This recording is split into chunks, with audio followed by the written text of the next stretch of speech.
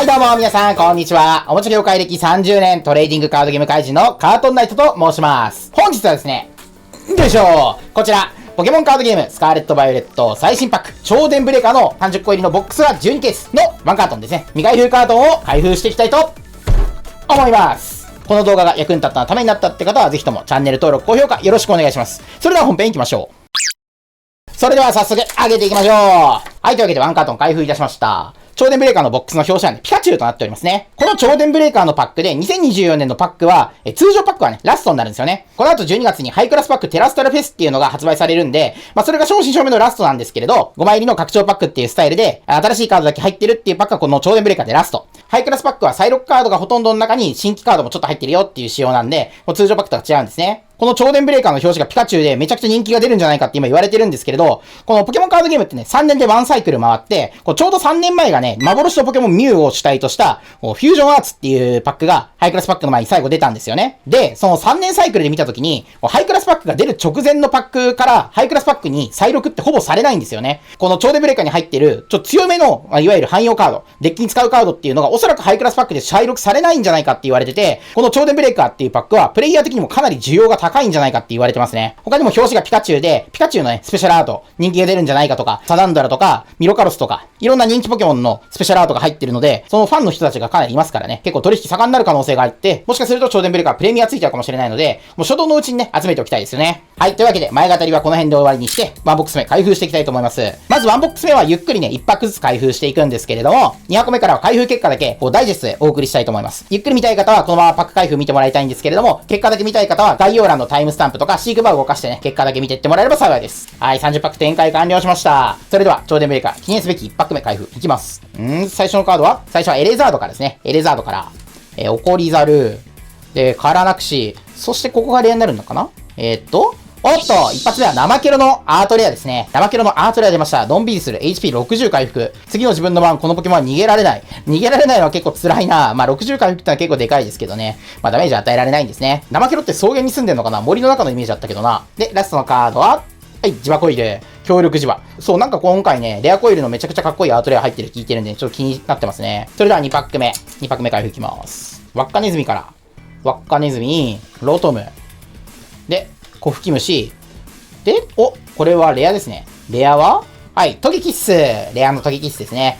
特性ワンダーキッス。このポケモンがいる限り相手のバトルポケモンが気絶するたび、自分はコインを投げて、表ならサイド1個取る。これは結構やばいこと書いてありますね。トゲキッスに進化させるのが大変とはいえ、相手のポケモンを倒すたびにサイドをもう1枚余分に取るっていうのは、サイド戦略かなり崩れってしまうので、このトゲキッス入れれたらかなりデッキとして強いんじゃないか。いわゆるキーエクストラ、気絶した時に2枚取られないポケモンたちには刺さりそうですよね。そして、こちら、推理セット。なんだ山札から3枚見て好きな順番に入れ替えて山札の上に戻す。または裏にして山札の下に戻す。なるほどね。デッキの上を好きな順番に入れ替えることができる。これ結構なんか悪いことに使えそうですね。いわゆるこういうトレーナーズカードがね、悪いことした時に、ハイクラスパックに多分これ再録されないんですよ。なんで、こういうの悪いことした時には、この推理セットっていうのがめちゃくちゃ高騰するとかいう未来もあり得るんですね。怖いですね。それでは3パック目いきます。3パック目、シュッと。丸役でから。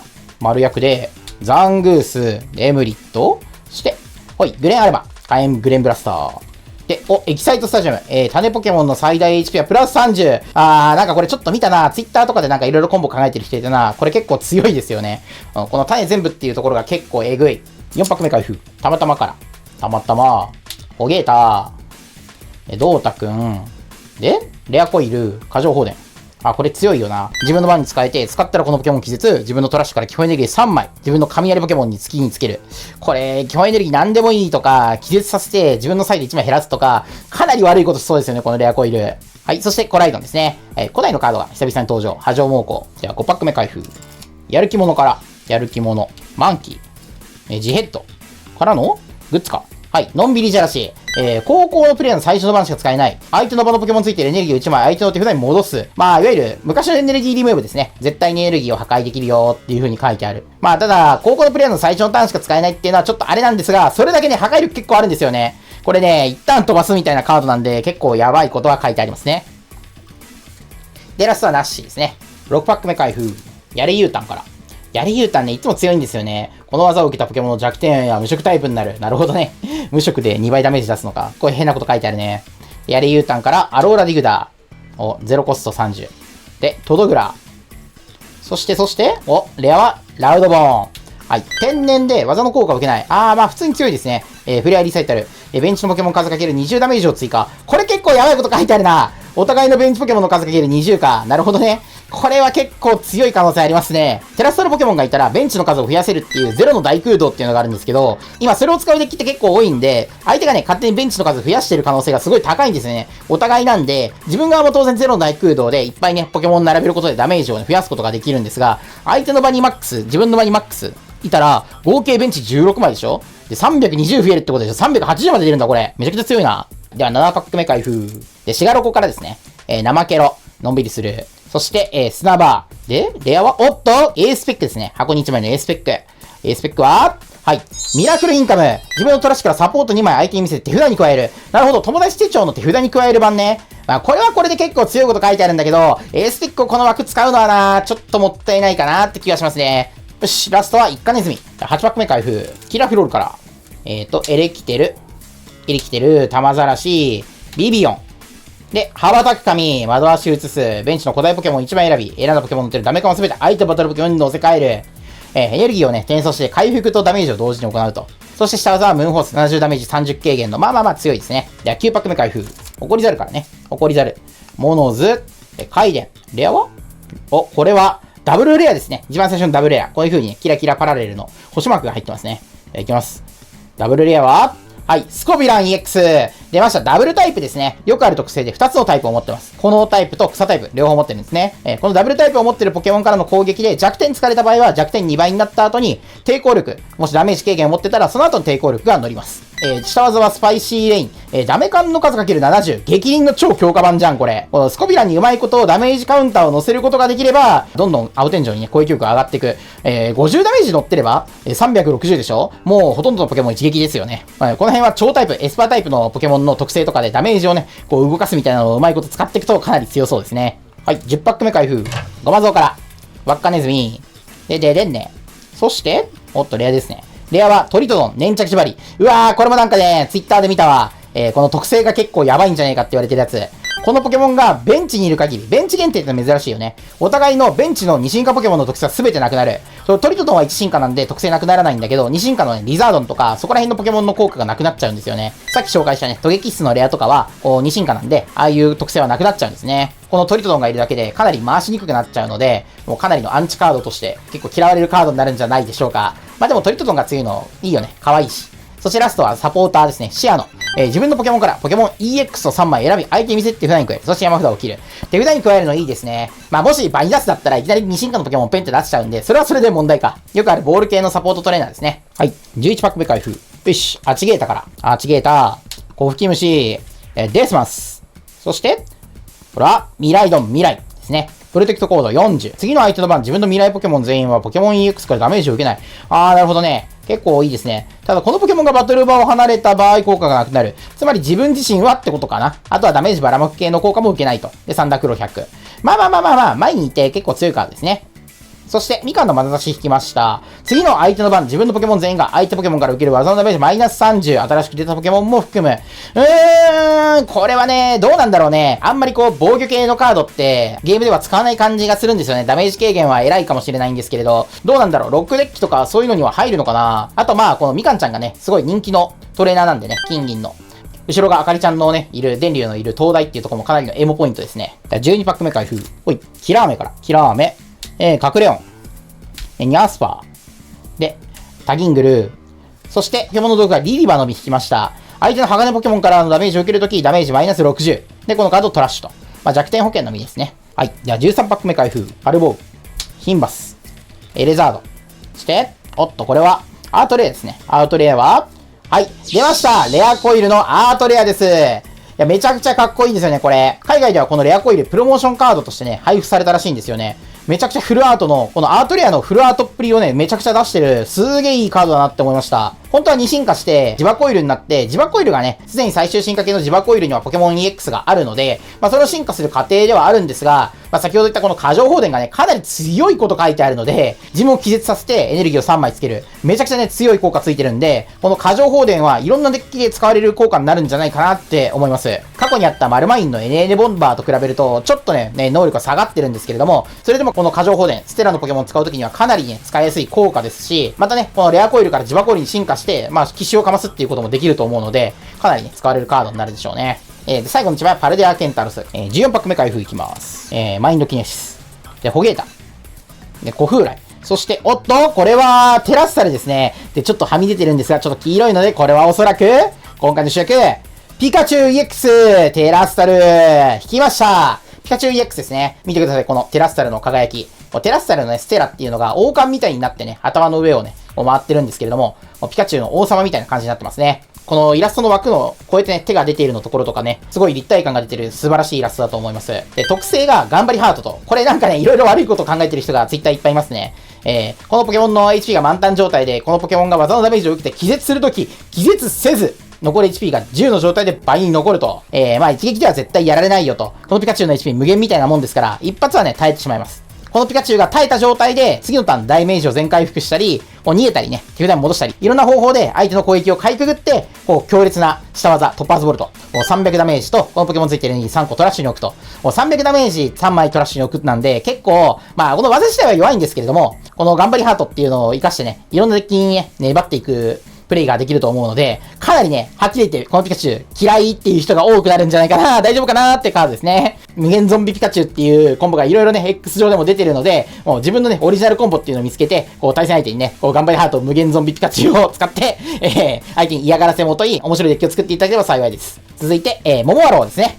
これもかなり強いんですよね。特性猛毒支配。このポケモンがバトル場にいる限り、相手の毒のポケモンは毒でのするダメ感が5個多くなって6になると、ポケモンチェックで60ダメージ乗るんですよ。このモモアローがバトル場にいないといけないんですけれど、これ先行でモモアローをバトル場に出して、相手のポケモンを毒にしたら、それだけでね、実は勝てちゃうんじゃないかって、ちょっと言われてたりするんで、先行ワンキルができちゃうんですよね。先行だと攻撃できないじゃないですか。なんですけれど、相手を特殊状態にすることはできるんですよね。なんで、相手のポケモンを毒状態にして、このモモアローで毒状態のダメージを50追加すると、いきなり60ダメージ入っちゃうんですよ。ね、だから HP60 以下の種ポケモンを出して、それ以外ベンチにいなかったら、先行1った目で相手のポケモンを毒、モモアローの効果で毒のダメージが50プラス追加されて、合計60ダメージ入って、気絶。先行のターンのポケモンチェックで、ゲーム終了。勝ちました。ゲーム始まって3分で勝っちゃったみたいなことがね、起きちゃうんですね。はい、それでは折り返しの15パック目ですね。ユクシーから、痛みの記憶、マンキー、ナマケロ、そして、大会伝。強いんですけど、HP 低いしね。所詮は通常の進化ポケモンか。そしてラストが、パルデア・ケンタロスの、こちら炎タイプの方ですね。後ろ蹴り、気合タックル。相手が1進化ポケモンだったら90ダメージ追加。ちょっと使いづらいな。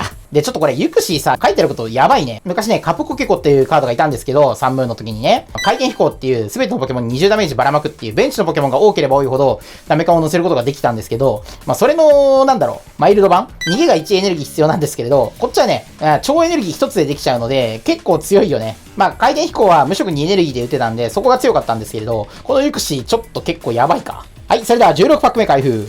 メラルバからね。メラルバ、トゲピー、シルシュル、そして、グラビティマウンテン。お互いの場の2進化ポケモンの最大 HP それぞれマイナス30。うわー、これ結構、あれだな、いやらしいな。なるほどね。2進化 EX とか、そういうデッキを対策しましょうみたいな感じね。出した瞬間マイナス30されるけど、スタジアム張り替えればね、また HP30 増えるので、張り替えはできるんですけど、実質30ダメージを追加するカードですね。そしてソーブレイズ。これソーブレイズ EX のステラが今、環境で結構暴れてるので、進化の対象として結構ありかもしれないですね。ブレイブカース。相手のポケモン全員についている特殊エネルギーを全てトラッシュ。結構えぐいね。そして黒煙切り160。で、次のターンこのポケモンは技が使えない。もう上のブレイブカースを使うのがメインになるのかな。シルバーバレットとしてね、ソーブレイズデッキに、カルボーから進化するソーブレイズデッキに1枚だけ差しとくっていうのはありかもしれないですね。17パック目開封。マッギョから。マッギョ、ドーミラー、ウルガモス。そして、ケッキング EX 出ました。WR ケッキング EX ですね。サボり体質。相手の場にポケモン EXV がいないならこのポケモンは技が使えない。そんな状態ほぼないでんがな。そして、グレートスイング280。このポケモンついてるエネルギーを1つトラッシュ。どうだ総合評価的にどうなんだろう。280じゃちょっと打点足りないような気もするんですよね。まあ相手の場にポケモン EXV がいないっていうのはそうそうないんですけれど、まあ2進化して、この性能だったらちょっと使いづらいな。18パック目開封。コイルから。コイル、トゲチェック、エアレ U ターン。で、ゴマゾウの AR 引きました。アートレアゴマゾウ。周りにドンファンがいますね。これはお母さんとお父さんでしょうか。ドンファンに護衛されてるゴマゾウの絵。いいですね。夕焼けと影がエモいですね。そしてラストは鉄の包みですね。ガストコリジョン200から、相手のバトルポケモンの逃げるためのエネルギー数かける50ダメージ分、この技のダメージは小さくなる。なるほど。重いポケモンには効かないんですね。代わりに重くないポケモン、逃げエネゼロのポケモンとかだったら200ダメージが直撃すると。それはね、非エクストラで200ダメージ出るのは結構やばいね。まあ言うてね、エネルギー3エネルギーですから、ちょっと使いづらいところはあるとは思いますけどね。19パック目開封。ほい、カプサイジ。エムリット。そしてシママ。この世ザル、暴れ回る130。で、道連れファイト。お互いのポケモン気絶。ちょっとひどいこと書いてある。この世ザル。互い気絶は結構やばいかもしんない。まあなんかわかんないですけれど、この道連れファイトの、強制気絶を、トラッシュのポケモンの技を使うとか、ベンチのポケモンの技を使うとか、そういうので持ってくると結構強いかもしれない。お互い気絶でしょ？結構えぐいな。そして、チオンジェンですね、ラスト。グリードハザード。で、山札の残り枚数が3枚以下なら相手のベンチポケモン2匹に120ダメージ。結構やばい。ダメージが合計で260。ただ、山札の枚数3枚以下っていう条件がかなりきついか。巻き込みミップ。山札の上から3枚トラッシュ130。これ、特殊デッキになるけれど、チオンジェンのこのダメージの巻き方はやばいですね。デッキ3枚以下か。それはね、すぐにやられちゃうからね。結構怖いんですが、うまいことね、デッキを3枚以下にして戦うデッキとかだったら強いかもしれないね。はい。では、20パック目開封。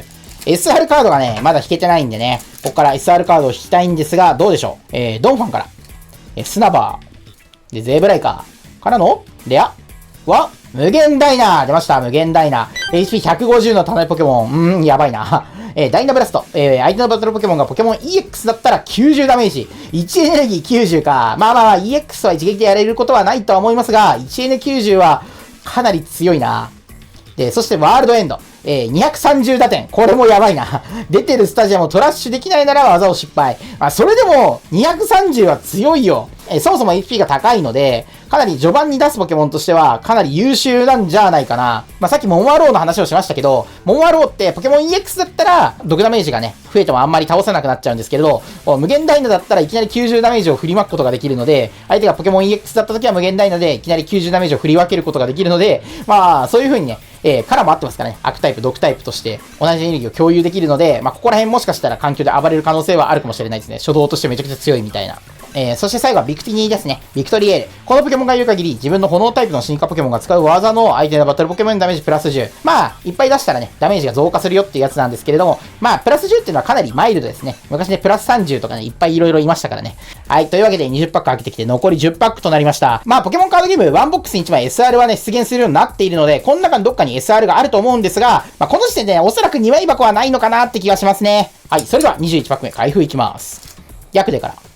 ヤクデ、デスマス、ヒンバスからの、よし、ニャオニクス、麻生尻尾。自分の手札からのんびりジャラシをトラッシュしたら相手のベンチポケモン、バトルポケモンと入れ替える。なるほどね。のんびりジャラシをボスの指令に変換することができるんですね。結構強いね。なんですが、下技がちょっと弱いかな。使われるかどうかっていうと怪しいか。そしてラストが、技マシンフローライト。技マシンでステラの技が使えるんですね。このポケモンについている全てのエネルギーをトラッシュして自分のテラステラポケモンの HP を全て回復。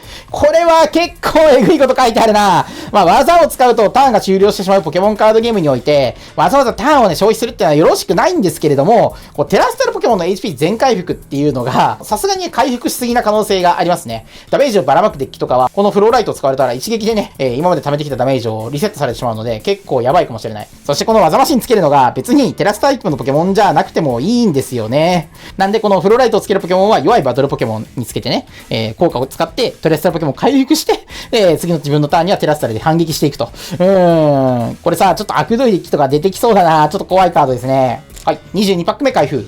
ホゲータから。ホゲータ熱で焦がす。ユクシー。トドグラ。そして、おっと、これは、テラスですね。テラスタルのシャリタツ EX 引きました。テラスタルのくせに HP が160っていうね、ちょっとね、めちゃくちゃ弱いんですけれども、その分効果がね、結構面白い。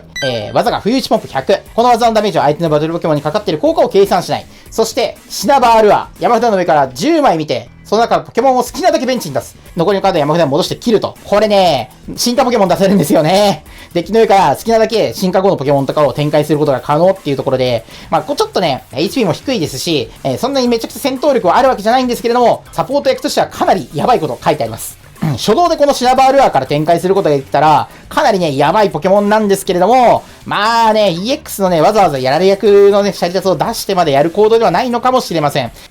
そして、グレンアルマと、火炎グレンブラスター。火炎はともかく、グレンブラスターが、このポケモンについている炎エネルギーを全部トラッシュして相手のベンチポケモンに180。このグレンアルマもソーブレイズデッキのシルバーバレットになるかな。ベンチシュート180ってのはかなり強いですからね。じゃあ23パック目開封。ザングースから、ザングース、デデンネ。で、玉ざらし。で、ピカチュウ EX! なんか、ぬるっと出ちゃった。ピカチュウ EX 引きました。このテラスタルステラのポケモンって、SR になるとね、枠がね、虹色になるんですよね。レインボーになっちゃう。これではすごいかっこいいんですよね。そして、いつもね、このテラスタルポケモンの、このひし形、このダイヤモンド型っていうのもすごくかっこよくて好きです。ただ、このピカチュウはこの上のね、スペシャルアートレアが存在するので、そちらをね、引きたかったなぁ。まだワンボックス目ですから、まずはね、通常版の SR、ピカチュウを引きましたと。やったぜ。そしてラストのカードはアローラ・ダグドリオでしたね。アローラ・ダグドリオはいつもそうなんですけれど、この技エネルギーがね、なしで技使えるっていうのはかなりやばいですよね。スリーミング120、強いと思ったら、手札が3枚入れなければ技は失敗。手札がちょうど3枚じゃないと技が使えないのはさすがにあれだな。でもゼロエネルギーでも技が使えるってかなりね、強いので、毎回ね、このアローラ・ダグドリオとかエネルギーなく戦えるデッキっていうのはね、結構面白いデッキが多いんでね、思いついた方はぜひ使ってもらいたいですね。では24パック目開封。ツバメ返し。で、シルシュル。で、カラナクシ。そして、テラガパゴス。はい、テラパゴスのレア引きました。プリズムチャージ。自分の山札からタイプの違う基本エネルギーを3枚、自分のテラスタルポケモンに好きなようにつける。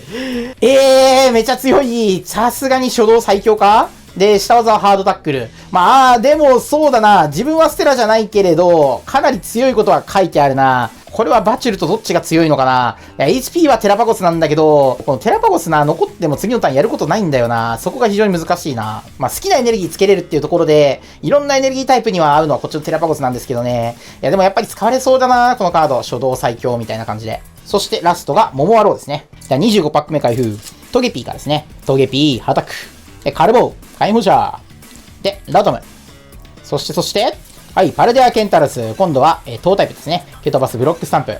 で、ラストがナモの実。相手の悪ポケモンが使う技のダメージを受けるとき、マイナス60。このカードをトラッシュ。悪対策の実ですね。はい。残り5パックとなりました、パック開封。さっきね、SR カード2枚じゃないかもって言ったんですけれども、もうポケモンカードゲームのパックってね、実は左右15パックずつに分かれて、このボックスに封入されてるんですが、左と右からそれぞれ SR が1枚ずつ出る可能性があるっていう、実はルールがあるんですよ。なんで、残りのね、パックが15パック以下になった段階で、SR カードが1枚も出てなかったら、多分ね、出ないんじゃないかなっていう。これもね、絶対のルールではないので、封入のね、都合とか、カードがずれたり、パックがずれたりすると変わっちゃうので、絶対じゃないんですけど、これ隠しルールなんで、皆さんよかったら、パック開封の時の参考にしていただければ幸いでございます。それでは行きましょう。26パック目開封。バッフロンから、待ち受けホーン、スマッシュヘッド。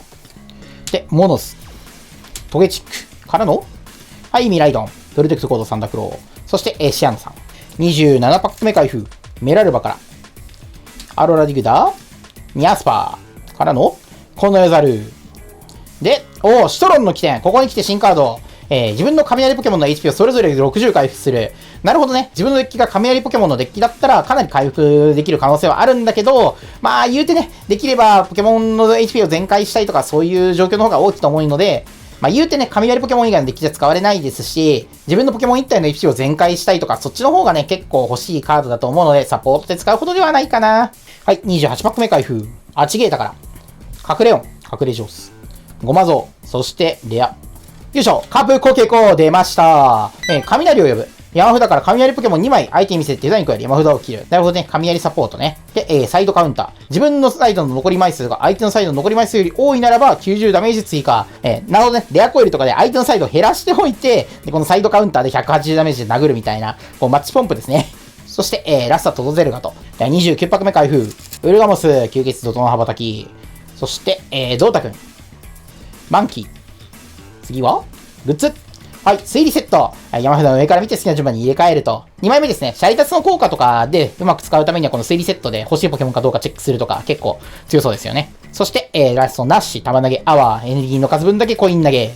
はい、というわけで、ワンボックスもラストパックとなりました。このパックからおそらく SR は出ないでしょう。私の言ってる裏情報が正しければ、ここは SR じゃないはず。それじゃあラスト30パック目開封いきましょう。ラストはマッギョからですね、バチッと痺れる50。はい、コイン投げをして、表なら麻痺にして、さらにエネルギー1個トラッシュ。強いですね。そして、役で。たまたま。さあ、運命の4枚目。ちらこれは、ノーマルカードだな。ノーマルカードは、はい、エキサイトスタジアム。HP プラス30。そしてラストが、羽ばたく神窓足移すムーンフォース。はい、というわけでラストは羽ばたく神でした。それでは、リザルトいきましょう。ワンボックス目の開封結果、このようになっております。SR はね、ピカチュウ EX のステラ引けました。で、AR がゴマゾウレアコイル、生ケロと。もうレアコイル引けたのですごく嬉しかったですね。で、EX は4枚。出ましたね。まだまだ種類がいるはずなんで、ポケモン EX 他にどんなのがいるか、次のボックス見て、次回以降のボックスでしっかりね、チェックしていきたいと思います。で、グッズはミラクルインカム、エースはやっぱり1枚ですね。で、レアカードが1、2、3、4、5、6枚。合計で15枚レアカードが出ました。ポケモンカードゲームのボックスって、半分がキラカード、レアカードが出るようになってて、残り半分の15パックがノーマルカードで構成されてるんですよ。なので、SR、AR、WR、そしてレア。の枚数合計15枚になるようにね、きっちり出現するように調整されているので、こう2枚僕が出るときにもね、絶対15枚になるのが特徴なんですよ。SR2 枚僕が出るときも15枚ちょうどになるように調整されてるんですね。SR2 枚僕のときも15枚ちょうどキラカードが出るようになってるんですね。はい、というわけで、ワンボックスの開封結果は以上でございます。続きましてね、2箱目を開封していくんですけども、2箱目からダイジェスト、開封結果をね、こうまとめて、2箱目の結果この風になってますという風にダイジェストでね、お送りしたいと思います。その後12ボックス、1カートン開封結果を合計したね、カード枚数何枚出ましたよっていう開封結果、リザルトを出しますので、急いでいる方はね、リザルトの方まで移動してください。それでは2箱目の開封結果いきましょう。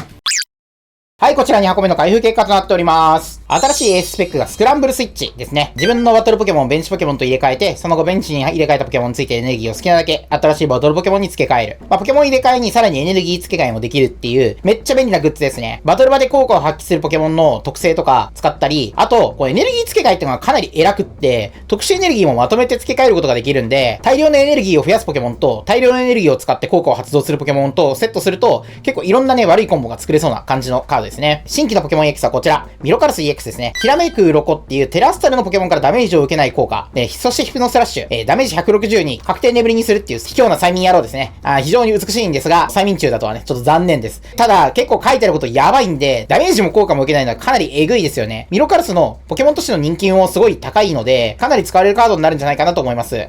そして、アイアント EX 引きました。いきなり削る。手札からベンチに出した時に山札の上から1枚トラッシュするっていう、なんか1枚しか破壊できませんけど、山札を削るっていうのはそれだけでね、いろんな戦略組むことができるので、アイアント EX を場に出して、また手札に戻して場に出してみたいなコンボが発明されると結構やばいですよね。技がリベンジクラッシュ120に、取ったサイズの枚数 ×30 ダメージ追加と、これはあんまり強くないですね。いきなり削るをどうコンボに使うのかっていうカードですね。そしてこちら、テラスタルステラのサザンドラを引きました。テラスタルのベンチにいる限り技のダメージを受けない効果と、クラッシュヘッズ、相手の山札の上から3枚トラッシュして200ダメージ。そして下技がオブシディアン、130ダメージに、さらに相手のベンチポケモンに130のベンチシュート、合計で390ダメージを振りまくっていうめちゃくちゃ強力な効果を持ってます。ただ、ステラポケモンのエネルギー3種類に加えて、さらに無色エネルギー1つ必要で4エネルギーになってるので、要求エネルギーはちょっと高くなってるんですよね。効果の派手さも、効果の内容もすごいサザンドラっぽくってめっちゃカードデザインいいなって感じですね。このサザンドラで組みたいな。ただちょっとタイプがドラゴンじゃないので、弱点草っていうところはね、仕方がないかなって感じですね。テラスドラゴンだったら最強やったな。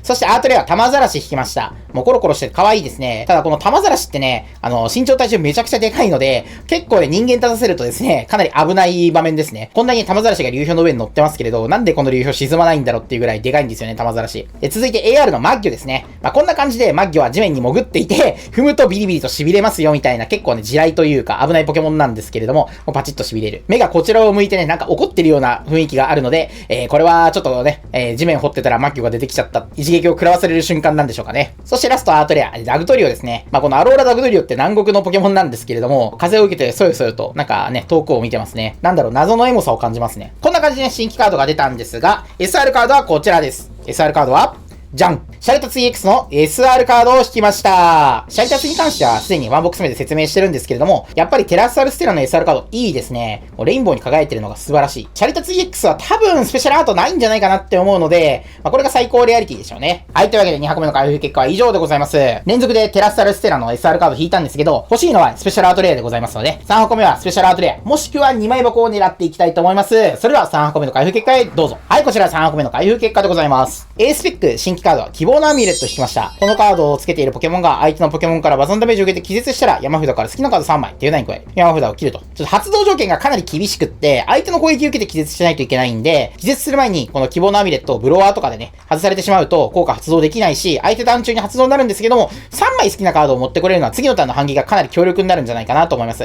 まあ、とはいえね、相手依存のカードってやっぱ流行らないんですよね。WR の新規カード、白デスナー EX を引きました。砂地獄160ダメージと、下技がバラサイトジェル、相手のベンチポケモン全員に HP が残り100になるようにダメ感を乗せる。これは、相手の状況次第だけれども、ものすごいダメ感を振りまくことができるので、もうダメ感の振りまきとしてはかなり能力値高いですね。このバラサイトジェルを使った後に100ダメージを全員に与えるみたいな GX 技とかでね、そういうのあると思うんで、エクストラとかでそういう技を組み合わせると、一気に相手のポケモンを大量気絶させることができるかもしれませんね。そして AR カード新規はこちら、エムリットですね。心を満たす。自分の超エネルギーを手札から2枚選び、自分のポケモン好きなようにつける。そして、ゴッドバースト。自分のベンチにユクシー、アグノムがいないなら技が失敗するけど160ダメージ。2エネルギー160は強いですね。これ、ユクシー、アグノム、エムリットが全員 AR がいたらね、めっちゃね、エモいんだけどな。ユクシー、アグノム、エムリットの3体でユーマポケモンたちって言われてるんですけれど、この3匹が使う技がゴッドバーストで、こいつらは神、外宇宙の神なんですかね。それって結構クトゥルフミありますけどね。そして SR カードはこちらです。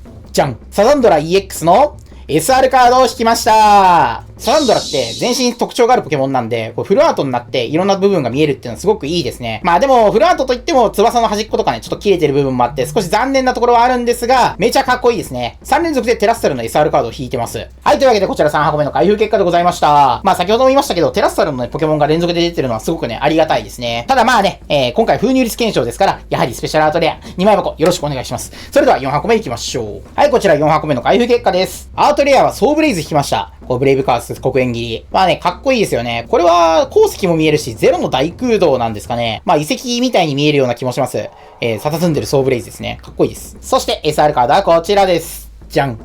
はい。シアノさんの SR カード引きました。いぶし銀ダンディって感じですね。めっちゃハットが似合ってますね。はい、というわけで4箱目の開封結果でございました。まあ、トレーナーズは引けたんですけれども、まあ、シアノさんか。まあ、シアノさん、別に悪いキャラクターではないんですけれども、どうせだったらね、みかんちゃんとかね、引きたいですよね。まあ、言ってまだね、4箱目です。まだまだ続きはあります。それでは続きまして5箱目の開封いきましょう。はい、こちら5箱目の開封結果でございます。5箱目ともなると新規カードがなくなっちゃうんで、ちょっとレアカードの説明してないカードでも取り上げておきますか。はい、レアカードこちらパオジアン引きました。雪に沈める。自分の番にこのカードを手札からベンチに出した時、番出てるスタジアムをトラッシュすると。スタジアム限定ですけど、ポケモンにトラッシュ機能がついてますね。出すだけで強いカード。そして、アイシクルループ120。このポケモンについてエネルギーを1枚手札に戻すと。つけた時に発動する系の特殊エネルギーとかがね、こう使い回しにできるのはかなりいいかなと思います。そしてベラカス引きました。トリプルドロー3枚ドローと、どんで返し、山札の残り枚数3枚以下なら240ダメージと。まあ、かなり条件は限定されるんですけど、3枚以下240ダメージはかなり強いですね。はい、それでは SR カード発表していきましょう。SR カードはこちらです。じゃん。アイアンと EX の SR カードを引きました。いきなり削るリベンジクラッシュ。まあね。まだ5箱目ですから、SAR とかね、2枚箱とか、まだここから引けるはずなんでね。まあ、アイアンともかっこいいですからね。スカーレット・バイオレットシリーズの SR カードって背面の加工が凝ってるのが好きなんですよね。だいぶギザギザしてますね。はい、というわけで5箱目の開封結果以上でした。じゃあ折り返しの6箱目いきましょう。はい、こちら6箱目の開封結果でございます。新規カード、ヒンバスのアートレア引きました。羽逃げ。このポケモン、ベンチポケモンと入れ替える。そして、HP がね、30と非常にね、ひ弱なポケモンなんですが、これはハスの花ですかね。水中に花がね、あるんですけれども、この花の開花と同じようにね、こう貧弱なヒンバスも進化して、美しいミロカラスになるんですね。ストーリーがあるのがいいですよね。そして SR カードはこちら。じゃん。ヒンバスから進化いたします。ミロカロス EX。SR カードを引きました。加工がね、渦になってますね。渦状の加工になって真ん中に寄っていくような渦の加工になってます。非常に美しいですよね。非常に美しいですよね。この AR と一緒に出たのはちょっと嬉しいですね。はい。というわけで6箱目の結果は以上です。いや、まあ、半分向いたんですけれども、SR1 枚だし、SAR カード引けてないし、ちょっとね、きつい立ち上がりなんですが、まあ、まだ慌てるような時間じゃない。まだ6箱残ってるんだ。半分なんでね。それでは、7箱目の開封いきましょう。はい。こちら7箱目の開封結果です。新規カードこちら、アートレアの隠れ音引きました。隠れ上手。このポケモンが技のダメージを受けるとき、コインを投げて、表ならダメージを受けない。ベロウィップ。相手のポケモン1匹に30ダメージ。ベンチシュート可能なんですね。というわけで、まあ、そんなにめちゃくちゃ強いわけじゃないんですけれども、隠れ上手で結構耐久できるっていうところと、まあ、狙撃30点っていうのは結構偉いですね。このアートレアの中に隠れ音が何匹潜んでるのかっていうのを数え、このアートレア内に、1、2、3、4、5匹かな隠れ音が隠れてるのが非常に面白いイラストをしてますよね。みんな色が違うし、透けてるし、もっといるんじゃないか実は。はい。そして AR のメラルバ引きました。これね、なんかちょっと、このイラストちょっとね、面白いというか、いいですよね。メラルバって虫炎タイプのポケモンで、虫が嫌いな人っているじゃないですか。なんですけれど、このメラルバはなんか非常にね、ふさふさした毛皮を持ってて、虫っぽくないんですよね。芋虫なんですけれども、進化すると、ウルガモスって巨大なガになるんですけれど、ポケモンの説明欄にも書いてあるんですけど、大昔は太陽の使いとして崇められたが、しばしば山火事を起こすこともあり、煙たがられたって書いてあるんですが、昔は神様のように崇められてたけど、現代では、お家でゆったり、すやすやと眠れるぐらい身近な存在になれたっていう、全体的にストーリーを感じちゃう一枚になってますね、イラストが。はい、それでは、SR カード発表していきましょう。SR カードはこちら。じゃん。サザンドラ EX の SR カード2枚目引きました。被ったぜ。はい、というわけで7個目の開封結果でございました。まあね、被るのはちょっといただけないというか、もうそろそろね、なんか引きたいんですけどね。まあ、あと5箱あるんで、5箱でね、まくればいいんですよ。それでは8箱目いきましょう。はい、こちら8箱目の開封結果でございます。ガチで新規カードは1枚も出ていませんね。それでは SR いきましょう。SR カードは、じゃん。アイアント EX の SAR カードを引きました。スペシャルアートレアのアイアント。アイアントが荒野を更新してますね。こんな感じでアイアントは群れを作ってね、列をなして移動するんですね。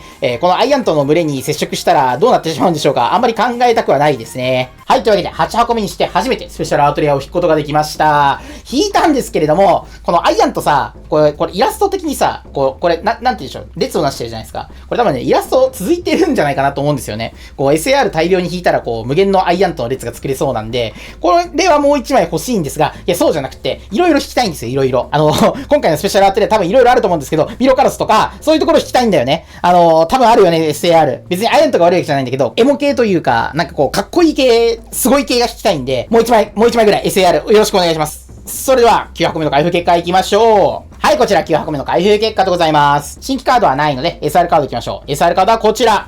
じゃん。アイアント EX の SR を引きました。違う、そうじゃないんだよ。アイアントが欲しいとは言ったけど、それは SAR の話で、SR も被っちゃったじゃないか。はい、というわけでこちら、9箱目の開封結果でございます。アイアント3枚目ですね。これはアイアントカートンですね。違う。そうじゃない。ここで止まってくれ。10箱目行きましょう。10箱目の開封結果へどうぞ。はい、こちら10箱目の開封結果でございます。新規カードは何もなし。枚数も14枚なので2枚箱ではない。それでは行きましょう。SR カードこちら。じゃん。ケッキング EX の SR 引きました。サボり体質出てるまあ、とはいえ新規カードですから、背景のね、この光り方もかなり綺麗で好きですね。はい、というわけで10箱目の開封結果でございました。ここまで向いて SAR カード1枚、2枚箱に至っては0ということで、怖くなってまいりました。それでは11箱目の開封結果いきましょう。はい、こちら11箱目の開封結果でございます。そういえばこちら、デスカーンの紹介をしなかったので紹介しておきましょう。お互いの特性を持つポケモン全員それぞれダメカウン6個乗せる。1エネルギーでかなりダメカウンを振り分けるのは強いですね。マシマシラとか、そういうのと組み合わせるとかなり面白い効果なんじゃないかなと思います。はい、そして今回の SR カードはこちらです。ピカチュウ EX UR を引きました。頑張りハートとパーチボルト。通常版の SR は最初に出てますので、そのゴールドバージョンになりますね。光り方が放射状のひし形になってるんですよね。テラストラポケモンの SR がUR になると、背景のちょっと光り方も微妙に変わります。はい、というわけで11箱目の開封結果以上でございます。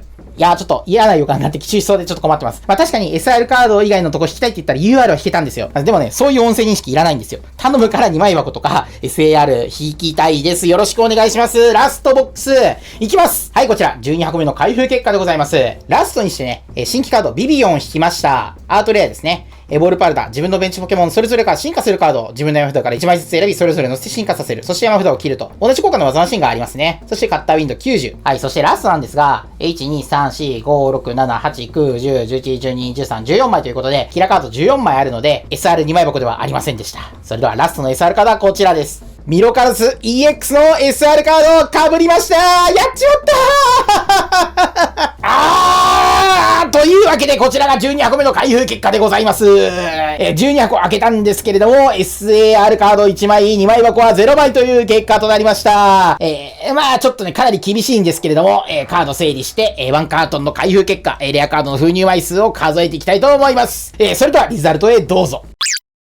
はい、皆さんお待たせしました。カードの整理が終わりました。めっちゃ疲れました。それでは12カートン分の開封結果、まとめて見ていきましょう。まずはレアカードですね。枚数はこのようになっております。まあ、あまり言うことはないですかね。今回 WR が8種類で、4枚 WR がね、ワンボックスから出現するので、その兼ね合いでね、だいたい WR が6枚ずつ出るようになってますね。続きまして AR カードですね。かなりばらつきがあるんですが、特に最後に引いたビビオンとかね、この狙ってたレアコイルの AR がね、1枚しかないとかね、ここは偏りがあるのは仕方がないかなっていう感じですね。ね、いつも通りかな。そして最後、SR カードですね。まあ、今回の開封ではかなりね、被ってしまったんで、アイアンとミロカルス、サザンドラとね、さらに2枚箱を引けなかったので、まあ、きっちり12枚、ちょっと残念な結果にはなってしまいましたね。まあ、というわけで SR なんですけれども、今回はね、結構ね、アイアンとミロカルス、サザンドラって SR カードが被った上に2枚箱も引けなかったので、もう SR がね、アイアンと、で、UR ピカチュウ。まあ、といっても、1カートン6枚分開封しても結構こんな感じでね、盛り上がるところというか、こう、グーってくるところなく終わっちゃうことっていうのもかなりあるので、ポケモンカードゲームの開封ってね、結構渋い時は渋いんですよね。あ、それと、こちら、トレーナーズの枚数も数えてみました。まあ、冒頭にも言いました通り、おそらく、この超電ブレーカーに入ってるこのトレーナーズカードって、ハイクラスパックで再録されないんじゃないかなって思うので、このスタジアムとか、このジャラシとかね、探検セットとかが、今後このあたりのカードが人気出てしまうと、かなり値段が上がることがね、予想されますので、まあ、最初のうちに集めておきたいですね。また、こちら、レアコイル。このレアコイルもね、過剰放電ね、かなり使うカードだと思うんで数えてきたんですけど、ワンカードで17枚ですね。1箱で1、2枚出現する感じでしたね。今回レアコイルは AR でも収録しているので、結構出るかなって思ったんですけど、それを加味しても18枚。1.5 枚ずつの出現だったので、これはね、多分めっちゃ値段上がるんじゃないかな。早いうちに集めておいた方がいいと思いますね。はい、というわけで、今回の動画は、超電ブレーカー1カートン12ボックス360パック開封して、カードの紛日を検証する動画でございました。この動画ね、面白かったな、役に立ったなって人は、ぜひともチャンネル登録、高評価をお願いしたいんですが、これだけでは終わりません。まあ、私の動画、いつもの通りなんですけれども、私、カートンナイトと申しまして、大量にね、カートンを開封して紛日を検証することに全てを注いでいる怪人でございます。今回もですね、超電ブレーカーのカートン、大量に用意してまいりました。今回は、10カートン開封していきたいと思います。まず1カートン開封して、1カートンの封入結果はこのようになってたんですけれども、これからはダイジェスト気味に2カートン目、3カートン目、4カートン目と10カートン目まで、ダイジェストでね、封入率を全部並べていって、最後に10カートン分の開封結果を見せていきたいと思います。それでは開封してまいりますので、皆様しばしお待ちください。はい、皆さんお待たせいたしました。2カートン目の開封が完了いたしました。で、レアの枚数を見ていきたいんですけれど、2カートン目は SR 以上のカードの枚数だけ数えていきたいと思います。ただ、この SR 以上で、この SR2 枚箱ですね。これ白デスナとアイアントが2枚出たんですけれど、2枚以上出たボックスの数も数えていきます。SR2 枚箱の時は SR が2枚出て、レアの枚数がね、6枚から5枚に減って、A スペック1枚、WR4 枚、AR3 枚。ここは固定みたいですね。レアカードが SR に変換されるみたいな感じで15枚光るようになってるみたいです。また、AR の枚数数えるの大変なんで、レアコイルの枚数だけね、マイカートン数えていきたいと思います。それではね、2カートン目、開封結果、このようになりました。はい、2カートン目の開封結果、このようになっております。コビラン引きました。こんな感じでね、背景がちょっと炎のような草のような、ちょっと燃える感じになってますね。そして、白デスナの SR も初めて引きましたかね。心なしかね、体のパーツになってる貝殻のカラーもめちゃカラフルになってるような気がしますね。シトロンの起点の SR 引きました。いかにも悪巧みをしてそうな、こうね、メガネが透過しない感じのシトロン出てます。背景の電気エネルギーを使って何かポケモンを強化していくような悪の科学者っぽくて、あれですね、マッドサイエンティスト感出てます。まあ、ジムリーダーなんですけどね。で、その他、はい、こちら、シトロンの起点の SAR 引きました。めちゃくちゃね、書き込みがすごいですね、背景の。シトロンは電気ポケモンのね、ジムリーダーなので、これはジムの中でいろいろ整備しているところですかね。バリバリに輝いてますね。UR 夜の単価も初めて引きましたかね。UR 夜の単価。これはね、かなり使われてるカードなので、UR で揃えたい人いるんじゃないでしょうか。新規 SR にこちら、サザンドラ EX 引きました。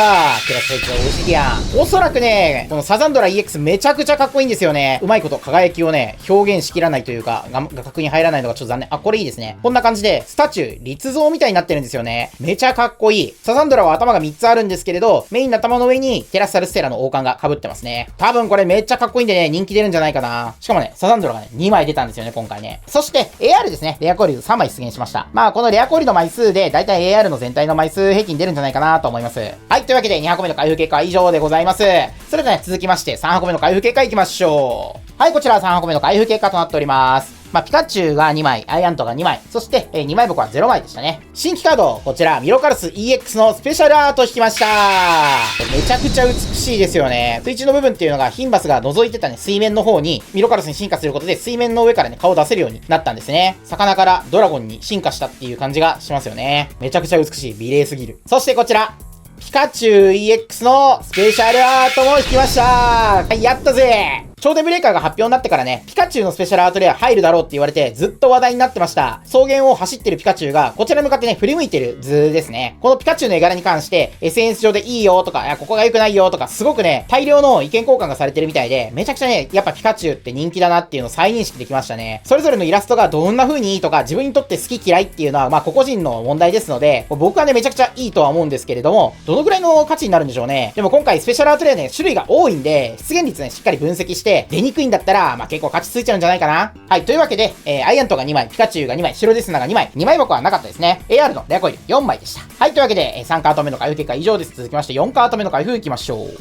はい、こちら4カート目の開封結果となります。新規カード、こちら、みかんのまざしのスペシャルアートレアを引きました。テーブルの上に大量のスイーツが乗っています。みかんは一人でこれを食べているんでしょうか？これね、ハートゴールド、ソウルシルバーで、実はこういうシーンがありまして、ゲームの中で。これね、みかんがね、大量にご飯を食べているところを、主人公が見つけて、みかんがね、いや、これ前の人の食べたやつなんで、私じゃないですって言い訳をするシーンがあるんですけど、それの再現なんですよね。いや、これね、最初見た時に、まあ全然気づかなかったんですけど、他の人がね、X で指摘してて、そうだ、このシーン見たことあるわって思って、こうね、ハッとしましたね。こういうゲーム中のシーンをね、主人公視点で振り返るっていいですよね。で、まあ、その時みかんは言い訳してたんですけれども、このね、口にとても頬張れそうにない巨大なね、ハンバーガーサンドイッチを頬張ってるシーンから、みかんはかなりの大食感っていうことがわかりますね。こういう側面がね、カードから判明するのってすごく楽しいですね。その他ね、シアノさんがね、ワンカートで3枚出現いたしました。今回の超電ブレーカーって、レアの枚数がちょっと多いんで、同じね、トレーナーが被るって結構珍しいと思うんですけど、3枚被っちゃったね。また、スペシャルアートのアイアントも2枚出現したりしてて、こうスペシャルアートレアがね、こう合計4枚。で、トレーナーズもかなり引けてるので、当たりボックスかなこれ一応な、当たりボックスかなって感じですね。で、ただ、まあ、AR のレアコイルは1枚だけでした。まあ、枚数は、まあ、結構ブレるってことですね。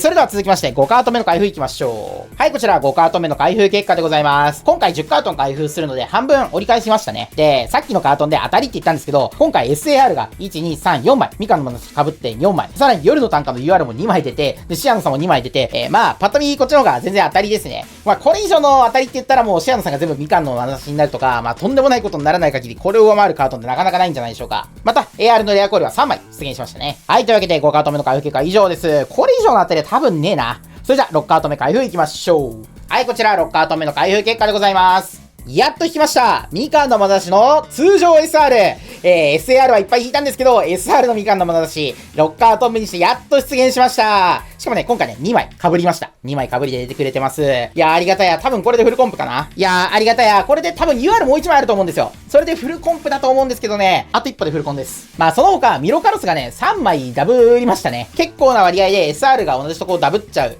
まあ、これが悪いところ引いちゃったら、ちょっと辛いですよね。そして、今回の AR レアコイル、2枚ですね。2枚の AR レアコイルを引きました。で、今回このカートンね、開封してて面白いことがありまして、まあ、こちらなんですけれども、まあ、ポケモンカードの普通の裏面じゃないですか。これをね、こう、よく見るとですね、端っこに白いのがついてますね。これね、エラーカードですね。表面は、こう、ミライドン、ハバタッカミ、コライドン、ノンビリジャラシっていう風になってるんですけれども、こちら、カードのね、端っこに白い切り取り線の部分と、これ、ほらほら。これセンタリングマーカーの位置っていうのがあって、ここで切るんだよって、これが中心点ですよっていうマーキングがあるんですよ。そう、これ、カッティングエラー品です。このトレーディングカードゲームのカードってどうやって作るかっていうと、巨大なね、1枚の紙から、こう、カットして、こう、カード切り出していくんですよね。で、その切り出しの時に、ちょっと切り出す位置がこんなにずれちゃったんですよ。まあ、結構キワキワですよね。この未来のところのキワのところで本当は切るんですけれど、こう、5ミリぐらいかな、ずれちゃったんですよね。で、その結果、こんなにノーマルカードがですね、ずれた状態で、出てきました。僕ってかなりカートン開封してるじゃないですか。なんですけど、こういう風な、こう、露骨なね、カッティングの位置まで見えるようなエラー引いたのっていうのは、初めてか2回目ぐらいかな。まあ、なんかこんなに量出るっていうのがなかなか珍しいですよね。多分自引きは1回やったと思うんだけど、これ2回目ですね。動画で押さえてるのは初めてです。いやー、すごいですね。まあ、しかもこうね、ほとんど同じカードで構成されてるので、このミライドン、コライドン、ハバタッカミ、ノンビリジャラシっていうのは同じね、カッティングシートに存在するんだろうなっていう。いや、これね、びっくりしましたね。ワンカートン内でこんなに、エラーカードが出るとは思いませんでした。はい、というわけで、多少ね、波乱もありましたが、6カート目の開封結果は以上でございます。まあね、あと1枚ね、フルコンプのためには1枚 UR が出てないはずなんで、そちら UR 引くために、もうちょっと頑張って開封していきましょう。残り4カートン。では、7カート目開封いきましょう。はい、こちら7カート目の開封結果でございます。まあそうですよね。普通はね、この SR ポケモンによるんですよね。それにしても寄りすぎですけどね。かなり SR ポケモン引きました。まあただね、みかんのまなざし2枚出たり、ミロカルスのスペシャルアート出たりとか、まあこれぐらいが通常の配分ですよね。そして、AR のレアコイル1枚だけしか出現しませんでした。情報伝欲しい。そして、エラーカード、また3枚出ちゃいました。ビクティにもエラーカードがあるんですね。センタリングマーカー、びっちりついてます。こんな感じのね、エラーになっております。裏表って完全に同じ位置に印刷されてるんですね。いやー、こんな感じでね、エラーカードをバリバリ引けるのは楽しいっちゃ楽しいんですけれども、このエラーカードの出現率がちょっと気になりますね。超電ブレーカーが皆さんの手元に届いてね、もしエラーカード引いたって人がいたらね、ぜひともね、コメントで教えてほしい。これね、結構なお祭りかもしれませんよ。大量にエラーカードがあったら結構問題なんですけど、今のところノーマルカードだけこうやってずれてるんで、なんかネタというか面白いなというか、これ珍しいっていう風に楽しめるんですけれども、こうね、SAR のピカチュウとかがずれてたらかなり問題というか、おいどうなってんねんっていう風なことになっちゃう可能性があるので、もしね、こういう風なセンタリングずれ、やばいカード引いた人がいたら、もうコメントで教えてください。はい、というわけで7カード目の開封結果以上です。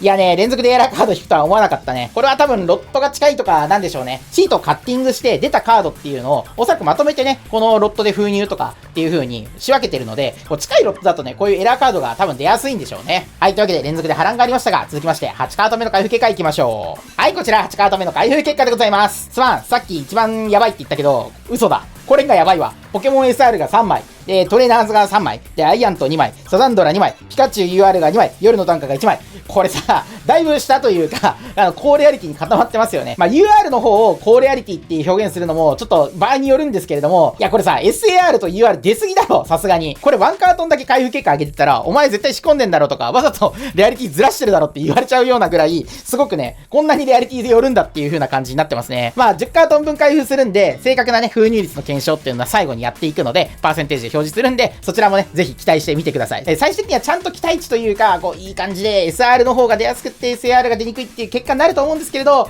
ちょっとね、今回ね、引き良すぎる説がありますね。また、AR の、レアコイルは2枚でございました。はい、それでは残り2カートンですね。9カートン目の開封結果いきましょう。はい、こちら9カートン目の開封結果でございます。ついに引きました。グラビティマウンテン UR。これにて、超電ブレーカーのフルコンプリート成功でございます。やったね。はい、グラビティマウンテンの UR ですね。巨大な山脈をバックにね、周りにうっそうと茂るスギ科の植物かな、針葉樹林。そして、ここにね、シルシュルが1匹だけ映ってますね。これは朽木を食べてるんですかね。豊かな生態系が見えますね。グラビティマウンテン。合計 SR13 枚で2枚箱が1個ね、出現しました。そして AR のレアコイルが、2枚ですね。1から3枚っていうところでしょうか。そしてね、こちら。エラーカードなんですけど、また出まして、30枚出ましたね。まさかの30枚出まして、ミライドンと、のんびりじゃらしと、トドゼルガがね、新しく出ましたね。仲間入りしましたね。エラーカードファミリーに。トドゼルガと、コライドン、で、羽ばたく髪、で、ビクティニという風に、枚数もね、いい感じにまとまっておりまして、これはエラーカードどちらから一番好きに取ってきますか？このミライドンね。ミライドンは結構、ここ見てください。インクがね、汚れがついてるんですよ。これも、最初の時に多分引きずったというか、カッティングがうまくいってないかわかんないんですけど、汚れがついてるんですよね。これインクなんじゃないかなと思うんですけれど、インクも映ってますと。ミライドンね。で、あと、トドゼルガが結構汚れてたイメージがあって、ね、のんびりじゃらしは結構綺麗なんですけれども、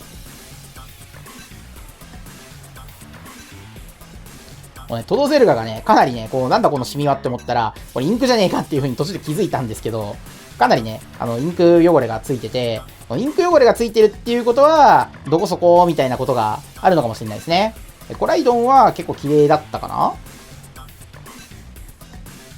あと、特徴としてはみんな、この、レアリティがね、アンコモン、U のカードなんですよね。このアンコモンのカードを切るシートがまとまってて、でそこにあったカードたちがみんなこういう風にずれて、切断されてるんじゃないかなっていう感じですね。ちなみにレアカードとかもかなりね、チェックしたんですけれども、レアカードでこんなにずれてるのは今のところ発見できてません。強いて言うんだったら、少し、テラパゴスのレアが少しずれてるなっていうのがあったんですけれど、こんなにね、進化の部分がこうやってスパッて切れたりっていうか、もうほとんど1ミリしかないよみたいなぐらい、切り詰められてるようなカードはなかったですね。はい、というわけで9カード目の開封結果です。グラビティマウンテンを引いて全カードコンプリートやったぜって言ったところで、まさかね、コンプリート不可能というか、エラーカードの山をこんなに引くとは思いませんでした。これは自分が用意したカートンに偶然ね、エラーカードが大量に封入されていたっていう線の可能性もあるんですよ。それだったらザマミロカートンナイトでするんですけれども、これが皆さんの手元に届いて、大量にね、開封していけば、超電ブレーカーにエラーカードがあったとかっていうのが、これからつまびらかになっていくはずなんですよ。もし大量のエラーカードがあったら、それは製造上の問題ですし、大量になかったら、お前おかしいよっていう風に、僕が糾弾される分には問題ないんですけれども、こんなにね、30枚ですよ。こんなに出るととは思いませんでした。もしかしたら本当にね、エラーカード結構な枚数あるかもしれないので、皆様も引いたらね、ぜひ報告いただければ幸いでございます。はい、というわけで、9カート目の開封結果でした。もうこれで終わりだよ、みたいな雰囲気醸してますけれども、あと1カートンで、10カートンありますんでね、次の10カート目開封やっていきたいと思います。はい、こちら、ラスト10カート目の開封結果でございます。アイアント2枚、スコビラン2枚、シトロンの起点2枚、ミカンの主2枚、っていう風にかなり被りましたね。また、このカートン、2枚箱が2つ出てて、合計14枚出現してるんですよね。まあ、2枚箱が出た分、ちょっと SR のね、通常 SR が出やすくなってたのかもしれません。まあ、2枚箱の時に、こう、SAR と SR っていう組み合わせがほとんどなんでね。まあ、2枚箱出た時に SR が含まれてる組み合わせがほとんどなんで、両方とも SAR っていうのはまだ今見たことないんですけれども、まあ、最後の最後に、2枚箱たくさん引けて、これによって多少ね、期待値確率がね、こう、寄っていくんじゃないかなとは思うんですけど、2枚箱少ないですね、今回ね。そして、アートレアですね。アートレアのレアコイルは4枚。一番最後にレアコイルもいっぱい出ました。はい、というわけで用意した10カートン全ての開封が完了いたしました。エラーカードが出たり、ちょっとね、かなり寄ったりとか、ものすごいドラマもあったんですけれども、最終的に SR のカードの枚数がそれぞれ何枚出たのか、詳しく数えていきたいと思います。それでは10カートンのまとめ、どうぞ。はい、皆さん、お待たせいたしました。これの3回目なんですけれど、すべてのカードの整理が終了いたしました。それではね、枚数数えていきましょう。まずは、アートレアのレアコイルの枚数ですね。これで20枚ですね。5×4 の20枚と、1、2、3枚の合計で23枚出現しました。まあ、10カートン開けて23枚。だいたいカートン1つにつき2枚出現したぐらいの確率で、まあ結構ね、集めるのはやっぱり大変なんじゃないかなとは思います。続きまして、こちら。SR の枚数ですね。SR、SAR、UR の枚数。枚数このようになっております。まあこんな感じで、カードごとにかなりね、偏りはあるんですよね。すごいシアノさんいっぱい出たなとか思うんですけど、確率もね、合わせて表示してるはずです。まあそれぞれのカードの出現率と、あとこちら、各レアリティごとのカードの出現率と、2枚箱のね、枚数の出現率ですね。こちらぜひ参考にしてみてください。はい、というわけで、上位レアの枚数でした。いつもの動画だったらここで終了するんですけれども、今回はね、エラーカードがありましたので、エラーカードの枚数数えていきたいと思います。はい、ドンとね、エラーカード全部で6種類あって、こう2箱分、20枚のカードが入るケースが2箱分で、40枚。そして2枚、合計で42枚出現しました。ただ、カードをね、大体全部検品したんですけども、SR 以上のカード、SR 以上のカード、スペシャルアートレアも UR もカード見たんですけれども、こういう風にね、寄ってるエラーになってるカードってのはどこにもなかったです。もう AR とかレアとかもね、全部ね、一応ね、目を皿にしてね、いっぱいチェックしたんですけれども、こういう風にエラーになってるのは、この6種類のカードだけでした。おそらくね、この6種類は右側にこの白い線が入ってて、さらにこのセンタリングマーカーというかですね、こう印刷上の都合でここで切ってくださいねっていう真ん中ですよっていうマークがここに入ってるので、このね、部分、があるのって一番右側のカードだけなんですよね。一番右側にあったカードで、しかもノーマルカード、このアンコモンのミライドン、コライドン、ビクティニー、ハバタッカミ、トドゼルガー、ノンビージェラシだけこういう風になっているので、おそらく製造過程でこういうアンコモンのね、U のカードっていうのはまとめてね、印刷されてこうカットされているので、こいつら全部まとめてずれてる状態だったんですけれども、レアのカードとかはレアのシートっていうか、もう箔が入ってるんでね、そういうレアだけのシートっていうのがあるんですよ。で、そっちの方ではそういう風なズレとかが発生しなかった。ないし、自分の開けたカートにはそういうものが出なかったので、ズレっていうのは発生しなかったんじゃないかなと思います。まあこういう風にカードがズレるのってめちゃくちゃ珍しいんですよ。他にも、こちらね、こういう風に切ってるわけだから、この右側がね、やたらと長いというか、他のカードの切れ端の部分がくっついてる、ポケモンカードとかないかなっていうのをすごい探したんですけれども、やや左寄りになってるカードっていうのは結構あったんですけれど、ここまで露骨にずれてるカードとか、他のカードとのね、境界線が一緒になってるみたいなカードはなかったですね。ポケモンカードの製造過程で、正確にはどういう風にやってるのかっていうのは我々ユーザーにはわからないんですけれども、やっぱり上位レアっていうのはあまりにもずれてるかどうかっていうのをチェックをされてると思うんですけれども、こういう風にたまにね、すり抜けて、しまうカードがあるので、まあ、このミライドンとか、コライドンとかっていうのは、まあ、キラカードじゃないから、おそらくノーマルカードの束の中に混ざってたんだけど、検品これおかしいんじゃないかっていう検品から、こう逃れちゃった、封入されちゃったカードなんじゃないかなと思います。通常、レアカードとかでこういうズレが発生したら、まあ、チェックの時に、ズレてるって言って、それはね、廃棄、切断されて捨てられて、もう利用できないようにして、もう破棄されちゃうんですけれども、まあ、このノーマルカードだったんで、今回見逃されて封入されちゃったんじゃないかなと思います。とは言うんですけれども、我々ユーザーがね、どういう風にポケモンカードゲームを製造されているかっていうのを知ることはできませんから、もしかすると、レアカードとか、スペシャルアートレアとかもずれてしまった状態で封入されているかもしれません。本当にこういうの珍しいと思うんで、もし本当に引いた人がいたら、ぜひともコメント欄で教えていただきたいなと思います。こういうところで引いてた人いましたよとか、もしね、どっかで売ってるとかあったらね、教えてください。買いに行くんで。はい。というわけで、今回の動画はポケモンカードゲーム最新作、超電ブレーカーを10カートン、120ボックス分、開封して封入検証してみたら、まさかのエラーカードが出現してびっくりしちゃったよっていう動画でした。この動画が面白かった、役に立ったなって方はぜひともチャンネル登録、高評価、よろしくお願いいたします。それでは、また次のね、何かしらのカートン開封動画でお会いいたしましょう。皆様、それまで、さよなら、さよなら、さよなら。